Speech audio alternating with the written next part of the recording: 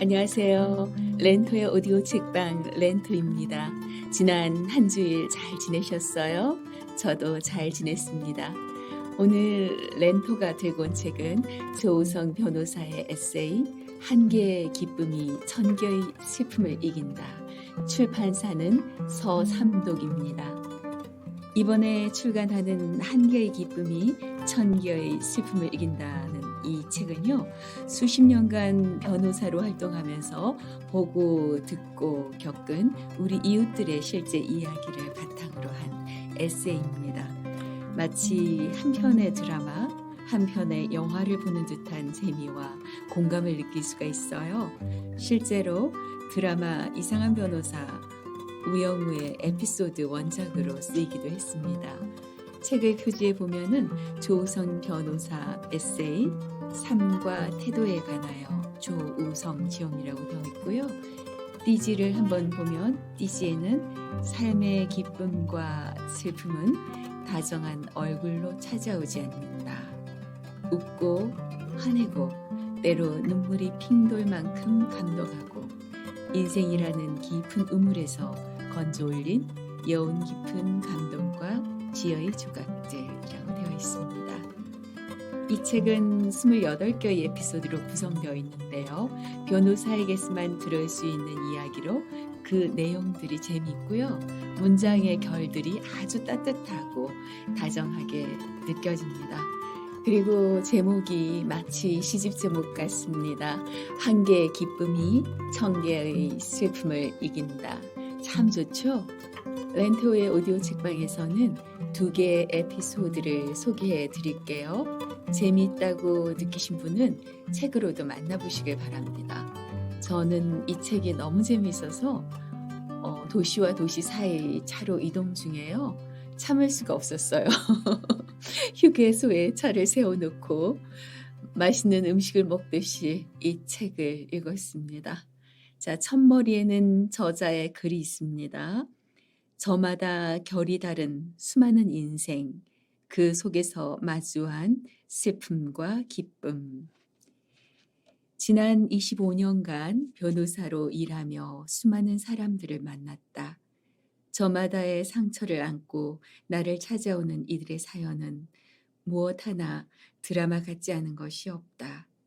좌절의 늪에서 빠져나와 멋지게 재기한 사람, 자만심 때문에 성공의 꼭대기에서 추락해 모든 것이 무너진 사람, 다른 이의 신뢰를 악의적으로 이용한 사람, 가족이라는 울타리를 지켜내기 위해 자신의 안위를 포기한 사람, 드라마보다 더 드라마 같은 이들의 인생 이야기를 듣다 보면 한 가지 공통점을 발견한다. 이들 모두 가슴속 켜켜이 분노와 원망을 품은 채 최후의 방법으로 택한 것이 소송이라는 사실이다. 나는 이들의 안타까운 사연 앞에서 고민에 빠지곤 했다. 주체할 수 없는 상처를 품고 나를 찾아온 이들에게 승소를 안겨주는 것이 내가 할 수 있는 전부일까? 나이가 들고 경험이 쌓여가면서 변호사라는 직업에는 이보다 더 크고 준엄하며 본질적인 소명이 있음을 배우게 됐다. 사람이 법에 기대어 법정을 찾게 되는 때는 인생에서 가장 힘겨운 시간을 경험하고 있을 때다. 그런 의미에서 이들은 같은 출발선에서 시작한다고 볼 수 있지만 소송 이후의 삶은 천차만별로 달랐다. 어떤 이는 승소를 해도 마음의 상처를 치유받지 못했고 어떤 이는 패소를 해도 후련한 마음으로 결과를 받아들였다. 2년의 재판 끝에 승소를 했음에도 분노에 젖어 모든 것을 잃은 사람이 있는 반면 이 사건은 이길 수 없습니다. 패소가 확실합니다. 라고 말해도 끝까지 처리하지 않고 심지어는 패소했음에도 나를 지인에게 추천하는 사람도 있었다. 나는 많은 의뢰인들과 함께하는 과정에서 자연스럽게 삶의 본질에 대해 고민했고 그 끝에 한 가지 의문을 품게 되었다. 격한 인생의 소용돌이에 휘말려 있는 이들의 감정의 극점에 외롭게 서 있을 때 그들의 삶에 공감해주는 단 한 사람을 만나느냐, 그러지 못하느냐에 따라 그들 인생의 명암이 달라지는 점을 수없이 목격했다. 승패의 여부와 상관없이 소송의 과정을 거치며 삶의 용기를 얻고 자기 치유를 시작하느냐, 이와 반대로 마음속의 분노를 끌어안은 채 생의 많은 시간을 제자리 걸음하며 보내느냐는 이들이 누군가에게 어떤 마음으로 대접을 받았느냐에 따라 달라진다. 이 깨달음을 얻은 후부터 나는 나를 찾아온 이들의 얘기에 더욱 최선을 다해 귀를 기울였고, 이 책은 이를 실현하고자 노력한 지난 시간들을 돌이켜본 결과물이다. 이를 통해 상처와 치유의 찰나, 인생의 진리와 가치를 통찰하게 한 사건과 순간들을 다른 이들과 함께 나누고 싶었다. 그리고 또 하나, 인생길에는 크고 작은 고비가 있게 마련이다. 그 길에 우리는 때로 힘을 잃기도 하고 때로 좌절하기도 한다. 그럼에도 우리가 살아갈 수 있는 이유는 길가에 핀 들꽃 한 송이에서도 감동을 얻기 때문이다. 1000가지의 슬픔이 있어도 한 가지의 기쁨과 감동이 있다면 우리는 또 한 번 앞으로 발을 내디딜 수 있다. 우리는 그렇게 살아왔고 앞으로도 그렇게 살아갈 수 있을 것이다. 사는 게 무엇인가 라는 해묵은 질문에 대해 만 개의 답을 내릴 수 있겠지만 그 답 중 하나가 이것임에는 분명하다. 우리는 1000가지의 슬픔이 있어도 한 가지의 기쁨으로 살아갈 수 있는 존재라는 사실이다. 이 책 속 주인공들의 인생 이야기가 어둠을 밝히는 생의 지혜 한 자락, 팍팍해진 무릎을 두드리고 다시 먼 길을 떠날 수 있는 용기 한 줌이 되었으면 한다. 그리고 혹시라도 품고 있었을 응어리진 상처와 분노를 되돌아보는 계기가 될 수 있기를 소망한다. 출간에 앞서 마지막으로 원고를 다듬는 과정에서 또 한 번 가슴이 뜨거워지는 것을 느꼈다. 한 개의 기쁨이 1000개의 슬픔을 이긴다는 평범하지만 소중한 생의 진리를 가르쳐준 그분들에게 지면을 빌려 다시 한번 감사한 마음과 존경을 표한다. 조우성. 28개의 에피소드 가운데요. 첫 번째로 나와 있는 에피소드예요. 유언장에 숨겨진 할머니의 진심. 어느 날 유언장에 관해 상담을 하러 세 사람이 찾아왔다. 김복덕 할머니와 그 아들인 박씨, 그리고 며느리 정씨. 평생 고생만 하셨는데 6개월 전에 위암 선고를 받으셔서 현재 항암 투병 중이십니다. 수더분해 보이는 아들의 얼굴에는 어머니의 병마를 안타까워하는 마음이 역력히 드러났다. 재산 분배에 관해서는 형제간에 전부 합의를 마쳤습니다. 그래도 확실하게 하려면 유언장을 작성해 두는 것이 좋다고 해서 이렇게 찾아왔습니다. 며느리가 또박또박 말을 이어갔다.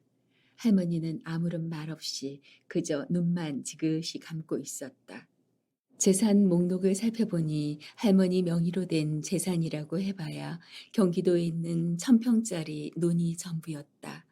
상속 대상 자녀로는 장남과 3명의 딸이 있었다. 현행 민법에 따르면 장남이라고 해서 특별히 더 큰 비율의 상속분을 가져가는 것이 아니라 4명의 자녀가 4분의 1씩 공평히 나눠 갖는 것이 맞다. 1000평짜리 논을 자식들이 나눠 갔는데 변호사 사무실까지 와서 상담을 받는 이유가 무엇이었을까? 나는 며느리의 설명을 듣고 비로소 상황이 이해되었다. 최근 그 지역 일대가 공공사업을 위해 수용될 것이고 다음 해에 보상금이 나오기로 결정되었다는 것이다. 할머니 명의의 논에 배정될 보상금은 대략 추산해도 20억 원이 넘었다. 내가 할머니께 유언의 내용을 여쭈어 보자 며느리가 대신 대답했다. 전체 논중 70%를 장남이 갖고 나머지 30%를 세 명의 딸이 갖기로 합의를 했습니다. 할머니는 며느리의 말에 별다른 반응 없이 고개만 숙이고 있었다. 하지만 상속인들은 최소 자신이 법적으로 받을 수 있는 기본 상속분의 2분의 1까지는 보장받을 수 있다. 이를 유류분이라고 한다. 나는 현재 며느리가 주장하는 대로 유언을 하면 딸들의 유류분이 침해될 수 있다는 점을 설명했다. 일단 세 분의 따님들은 법상 원칙적으로 25%씩의 상속분이 인정됩니다. 그런데 말씀하신 유언대로 하면 따님들은 10%씩 밖에는 가지지 못하는 건데요. 유류분이라고 해서 따님들 각자의 기본 상속분인 25%의 절반, 즉 12.5%까지는 따님들께서도 보장이 되니까 10%만 주기로 유언을 하시면 나중에 따님들이 유류분 몫으로 각자 2.5%씩을 더 청구할 수 있습니다. 어머니는 저희가 쭉 모셨고 앞으로도 그럴 건데 이 경우에는 부모를 부양한 자식이 더 많은 상속분을 가져갈 수 있다면서요. 그 부분까지 고려하면 장남이 70%를 갖는 게 가능하지 않나요? 부모를 특별히 부양하거나 부모의 재산 형성에 기여한 자식들에게 상속분을 좀 더 인정해주는 제도를 기여분이라고 한다. 며느리는 바로 이 점을 지적한 것이다. 아하, 그런 사정이 있으시다면 유언 내용대로 상속하는 것이 가능합니다. 무엇보다 가장 중요한 것은 유언자의 뜻인데 할머님 뜻이 그러시다면 그렇게 유언하셔도 됩니다.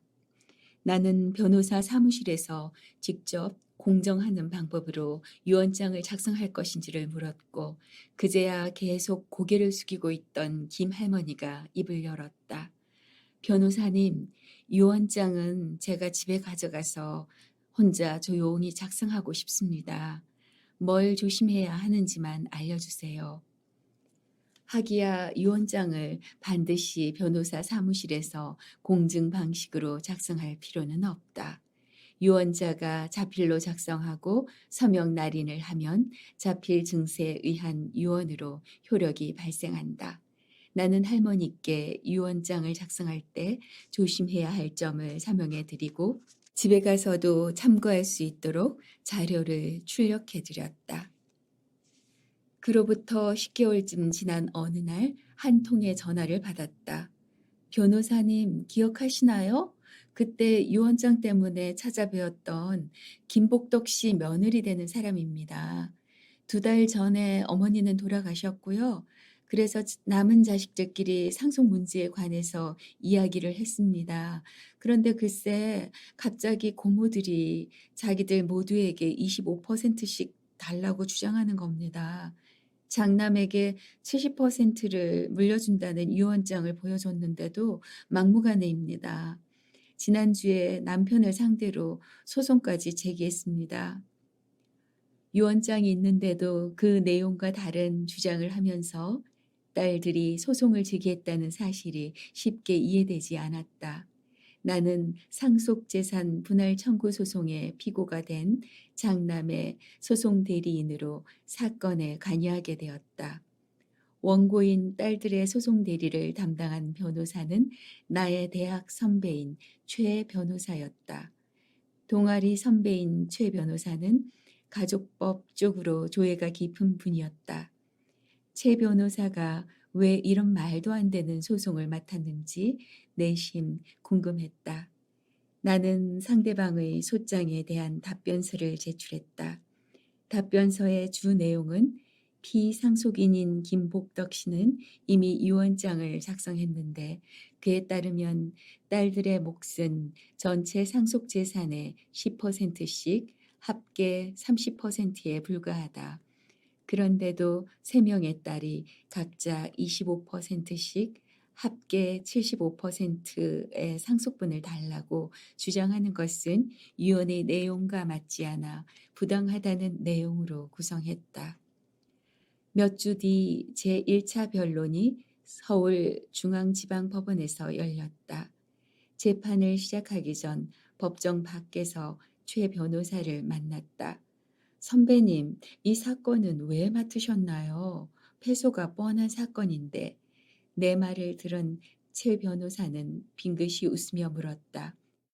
그래? 그건 뭐 법정에서 가려질 테고, 유언장 작성에 대해 할머니에게 조 변호사가 조언해 드렸다면서? 네, 제가 자세하게 설명해 드렸죠. 그러자 선배는 묘한 미소를 지으며 말했다. 그래, 맞아. 아주 자세하게 설명을 했던 것 같아. 나는 선배의 표정을 보며 알 수 없는 불안감이 밀려들었다. 재판이 시작되자 판사는 최 변호사에게 유언장이 있는데 원고들이 유언장과 배치되는 소송을 제기한 이유가 무엇입니까? 라고 질문했다. 그러자 그는 유언장 사본을 판사에게 제시하며 단호하게 말했다. 피고 측이 증거로 제시하고 있는 유언장을 자세히 살펴봐 주시길 바랍니다. 그 유언장에는 유언자의 주소와 날인이 누락되어 있습니다. 따라서 이 유언장은 무효입니다. 뭐라고? 주소와 날인이 없다고? 나는 우리가 증거로 제출한 유언장 사본을 급히 펼쳤다. 정말로 유언자의 주소 부분과 날인이 빠져 있는 것이 아닌가. 그동안 유언의 내용만 집중해서 본 탓에 미처 발견하지 못한 것이다. 유언장에는 전체 상속재산 중 70%는 장남에게, 나머지 30%는 3명의 딸에게 10%씩 나눠준다는 내용과 2010년 3월 4일 김복덕이라는 자필 사명이 기재되어 있었다. 하지만 이 서명은 아무런 효력을 갖지 못한다. 자필 증서에 의한 유언일 경우 유언 내용과 본인 서명뿐만 아니라 주소와 날인이 반드시 필요하기 때문이다. 주소와 날인이 빠져 있는 유언장은 유효한 유언장이 아니며 이 경우에는 유언이 없는 것으로 보아 민법에 따라 장남과 세 딸은 25%씩 공평하게 상속받게 된다. 나는 판사에게 다음 기일까지 피고의 입장을 밝히겠다고 설명하고는 황망히 법정을 빠져나왔다. 그리고 바로 장남과 며느리에게 상황을 확인했다. 내용인즉 이랬다.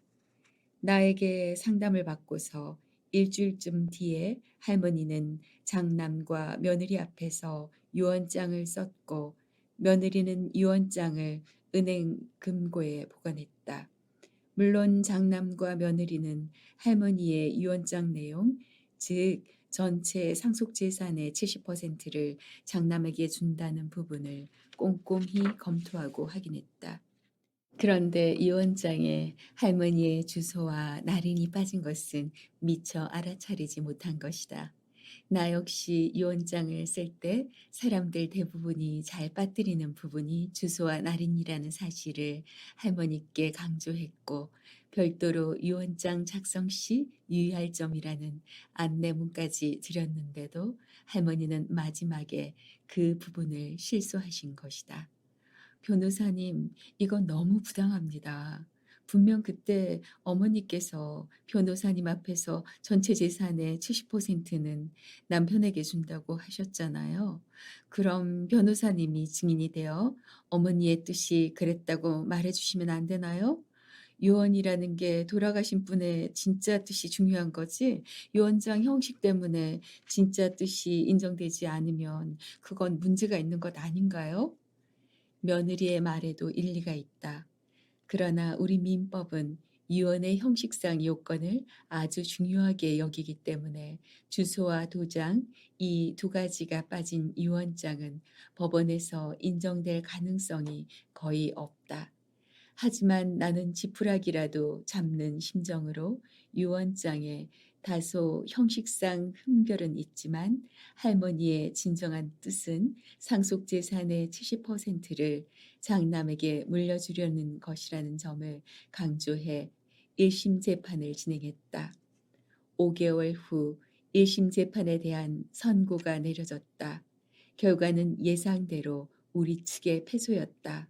며느리는 항소하자고 했지만 나는 2심에서 결과가 바뀔 가능성이 거의 없다는 점을 설명했고 사건은 1심에서 종결되었다. 하지만 내가 그렇게 자세히 설명해 드렸는데도 할머니의 사소한 실수로 남매들 간에 소송 분쟁이 일어났다는 점이 영 마음을 찜찜하게 했다. 그로부터 몇 달 뒤 변호사 연수 모임에서 최 변호사를 만났다. 최 선배 축하합니다. 하지만 전 속이 쓰립니다. 아시죠? 오늘 술 한 잔 사세요. 할머님이 그런 실수만 안 했어도. 그러자 최 변호사가 내 어깨를 툭 쳤다. 그래, 내가 한 잔 살게. 당연히 사야지. 신세를 졌는데. 신세를 지다니? 이건 또 무슨 말인가? 나는 어리둥절했다. 조 변호사, 아직도 그 할머님이 실수한 거라고 생각해? 멀뚱한 표정을 짓고 있는 내게 선배가 전후 사정을 설명했다. 할머니가 병원에서 암 투병을 하고 있을 때 병문안을 왔던 큰딸에게 할머니는 내가 작성해줬던 유언장 작성 시 유의할 점이라는 안내장을 몰래 쥐어주면서 나중에 당신이 세상을 떠나거든 꼭 변호사를 찾아가서 이 종이를 보여주고 유언장에 문제가 있다는 것을 이야기하라고 했다는 것이다. 며느리가 너무 욕심을 냈고 마음 약한 아들은 아내가 하자는 대로 그냥 따른 거였지. 그런데 할머님은 조 변호사 설명을 들으시고는 일부러 나중에 문제가 될 수 있는 유언장을 만들 생각을 하셨던 것 같아. 세상에, 어르신이 어떻게 그런 생각까지 하셨을까? 머리털이 쭈뼛 서는 것 같았다. 조 변호사, 너무 억울해하지 마. 재판 때 할머님의 진심이 중요하다고 그랬지? 자식들에게 공평하게 재산을 나눠주고 싶었던 게 그분의 진심이었어. 조 변호사가 아주 잘 알려드린 덕에 할머님의 뜻대로 재산 분배가 이루어진 거지. 조 변호사가 좋은 일을 한 거야. 허허. 아들과 며느리 손에 이끌려 변호사 사무실을 찾아올 때만 해도 할머니의 마음은 무척 답답했을 것이다. 말년에 갑자기 얻게 된 보상금을 사남매에게 공평하게 물려주고 싶은데 자신을 복령했던 며느리가 권리를 강하게 주장하자 이를 반박하기는 어려웠을 테고 그러던 중 이렇게 적으시면 유언장이 무효가 됩니다 하는 내 설명을 듣고는 본인의 뜻을 전달할 방법을 찾았던 것이다. 아직도 할머니의 작은 몸짓과 초라한 행색이 기억난다. 거기다 암 선고까지 받아 본인 한 몸 추스러기도 힘들어 하시던 분이 어렵고도 생소한 변호사의 설명에 귀 기울이고 기지를 발휘해서 자식들에게 공평하게 재산을 분배하다니 참으로 위대한 모정이고 놀라운 어르신의 지혜다. 법을 도구로 삼아 살아가는 변호사인 나에게 큰 가르침을 주신 할머니, 부디 편히 잠드시길. 그리고 이어서 또 하나의 에피소드를 들려드리겠습니다. K 판사는 왜 변호사를 3번이나 쳐다봤을까? 지방도시 법원에서의 재판은 서울 법원과는 다른 독특한 느낌이 있다. 좀 더 포근하고 인간적인 기분을 느끼게 한다고나 할까? 시시 지방법원에 도착한 나는 사건을 진행하기 위해 102호 법정으로 들어섰다. 판사석을 보니 대학 후배인 K 판사가 재판을 진행 중이었다. 나보다 1년 늦게 사법시험에 합격했던 K.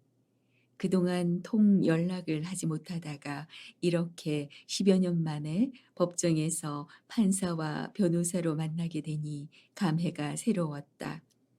K는 대학 시절 도서관에서 나와 자주 법리적인 논쟁을 벌였던 열정적 학구파였다. 나는 그의 열정적인 모습뿐만 아니라 나와 같은 시골 출신이라는 것에 친숙함을 느끼곤 했다. 지금도 기억난다.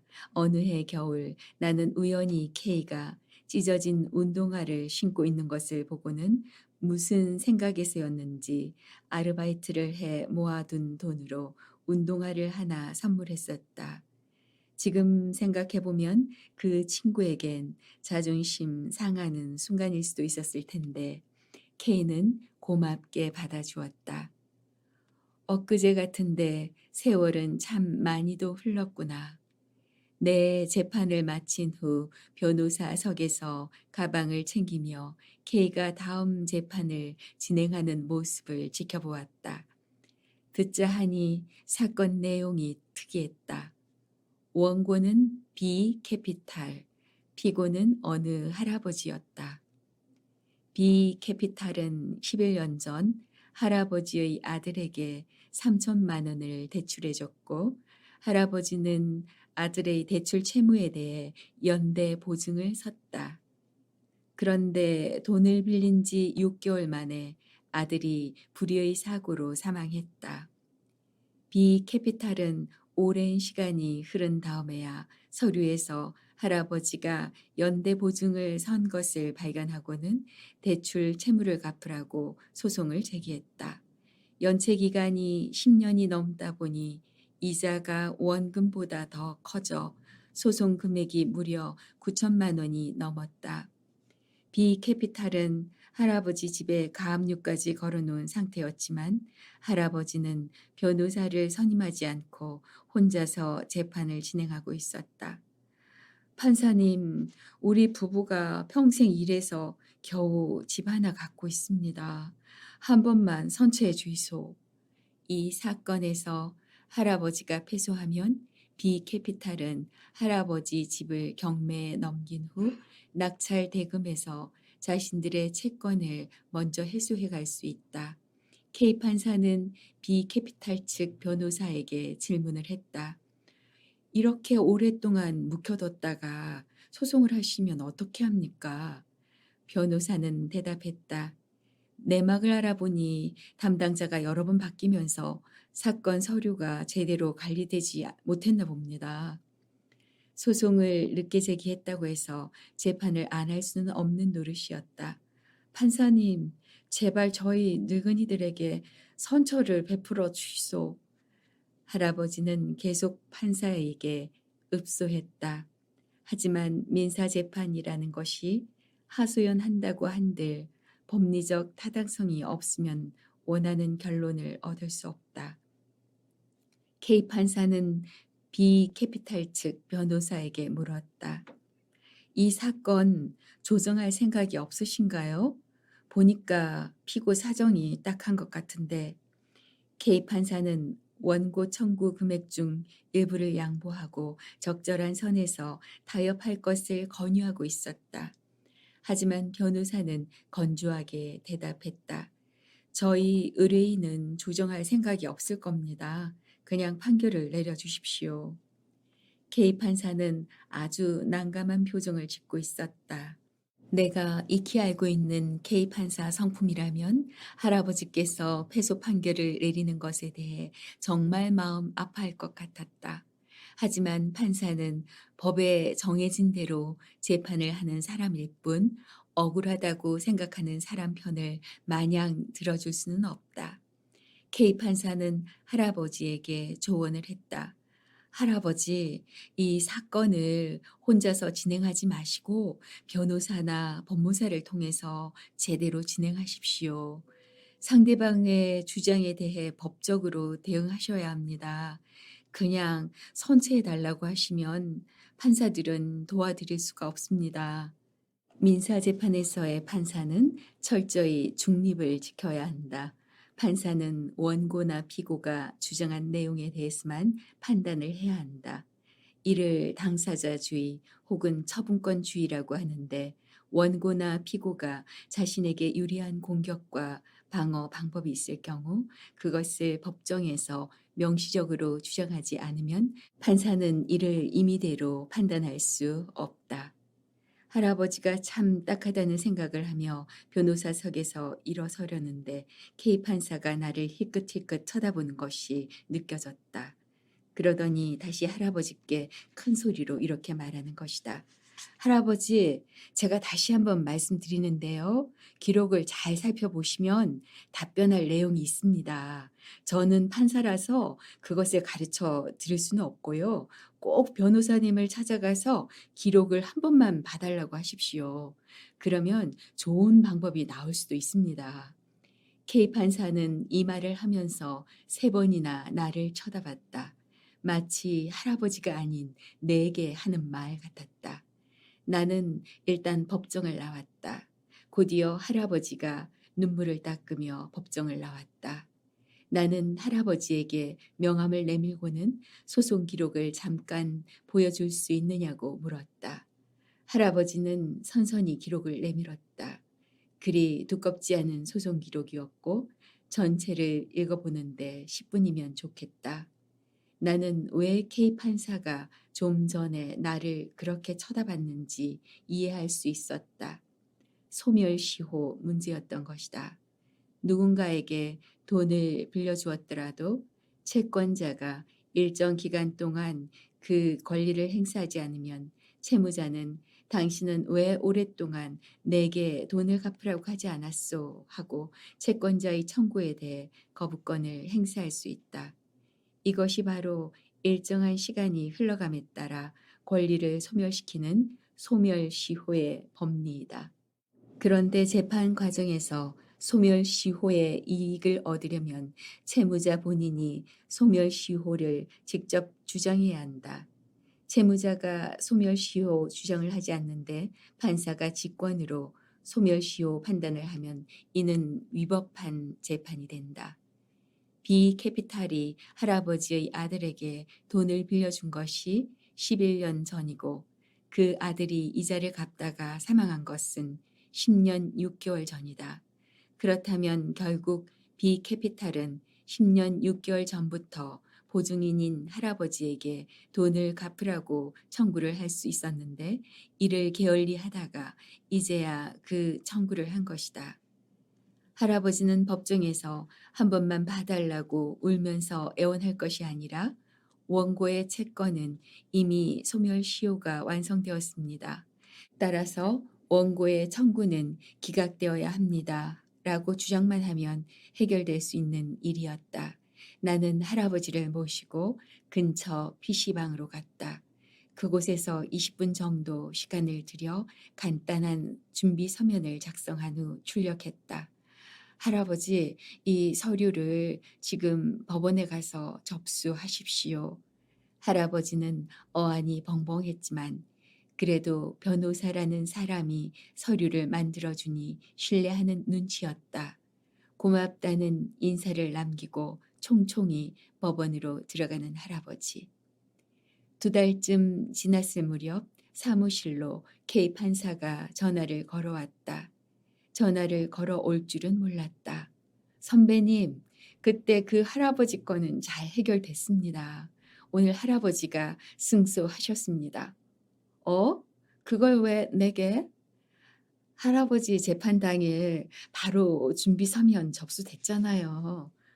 선배님 작품인 거 압니다.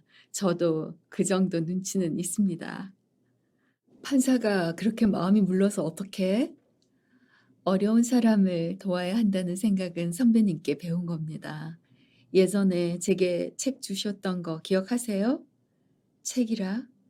K가 이야기를 하니 그제야 기억이 났다. 내가 사법시험에 합격한 직후 하숙집을 찾아온 K가 주저하며 어렵게 말을 꺼낸 적이 있었다. 선배님 혹시 보시던 책 몇 권 주실 수 있으신가요? 법률 서적이 워낙 비싸서 K 같은 지방 고학생들에게는 만만치 않은 부담이었다. 그래, 안 그래도 저놈의 책들 징글징글하다. 모조리 가져가 버려. 난 깨끗한 책 사서 보면 되지. 나는 이렇게 말하며 20여 권의 책을 K에게 줬다. 그때 일을 아직도 기억하고 있었던 모양이다. 판사는 수많은 분쟁에 대해 양측의 주장을 들어 판단하고 그 결과를 선언하는 사람이다. 변호사는 자신에게 일을 맡긴 의뢰인의 입장만 대변하면 되지만 판사는 분쟁 당사자 양측의 주장을 모두 들은 후 공정한 결론을 내야 하기 때문에 직업적인 고민은 변호사보다 더 클 수 있으리라 생각한다. 법에도 인정이 있나요? 라는 질문을 하는 사람들이 있는데 법을 다루는 사람들이 개인적인 인정에 이끌려 사건을 처리할 때는 문제가 발생할 수 있다.